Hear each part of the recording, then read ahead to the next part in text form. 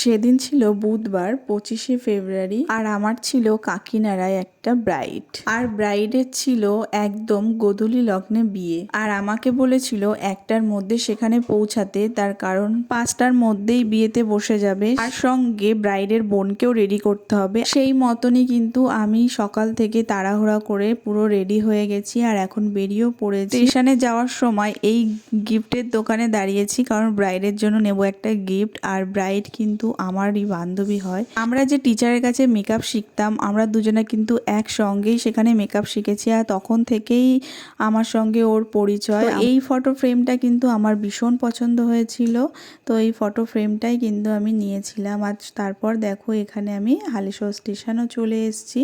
তো এখন এখান থেকে ট্রেন ধরে আমি যাব কাকিনা। হালিশহর স্টেশন অবধি তো বরমশাই আমাকে পৌঁছেই দিয়েছে, বাকি রাস্তা আমি নিজেই চলে গেছিলাম। কাকিনাড়ায় নামার পর আমার ব্রাইড পায়েলকে ফোন করে নিই, আর তারপর কোথায় যেতে হবে সবটা শুনে নিয়ে আমি সোজা চলে গেছিলাম তার বাড়িতে। প্রায় 1টার পরপরই আমি ওর বাড়িতে ঢুকেছি, আর ঢোকার পরে দেখছি ওর এখনও বৃদ্ধি অনুষ্ঠান চলছে। দেখে তো পুরো আমার মাথায় হাত। তারপরে আবার শুনলাম যে এখনও জল সইতে যাওয়া হয়নি, বৃদ্ধির পর জল সইতে যাবে, তারপর ছেলের গায়ে হলুদ হবে, দেন তারপর মেয়ের গায়ে হলুদ হবে। শোনার পর তো পুরো হাত পা ঠান্ডা হয়ে গেছে আমার, যে তাহলে ও সাজতে কখন বসবে আর আমি ওকে তাহলে কখন সাজাবো। তারপর আমি চুপচাপ ঘরে বসে থাকি। তখন এই দুটো দিদি আমাকে এসে বলে যে আমরাও মেকআপ করব, তাহলে ব্রাইডকে রেডি করানোর আগে আমাদেরকে রেডি করিয়ে দাও, কারণ ওর তো এখনও অনেক টাইম লাগবে। তো আমিও দেখি যে তাহলে ঠিক আছে, বসে না থেকে করে নিই। তো এই দুটো দিদি আমার কাছে মেকআপ করেছিল, কিন্তু ওদের আফটার লুকটা আমি আর নিতে পারিনি, যার জন্য শেয়ার করতে পারিনি। তারপর এই যে হচ্ছে ব্রাইড, অনেক তাড়াহুড়ো করে আমি বেস মেকআপ করেছি, আর এখন করছি হেয়ার স্টাইল যেরকম ভেবেছিলাম সেরকম কিচ্ছু করতে পারিনি, কারণ 8টার দিকে ও বসেছে মেকআপ করতে, 5:45টার মধ্যেই ও উঠে গেছে।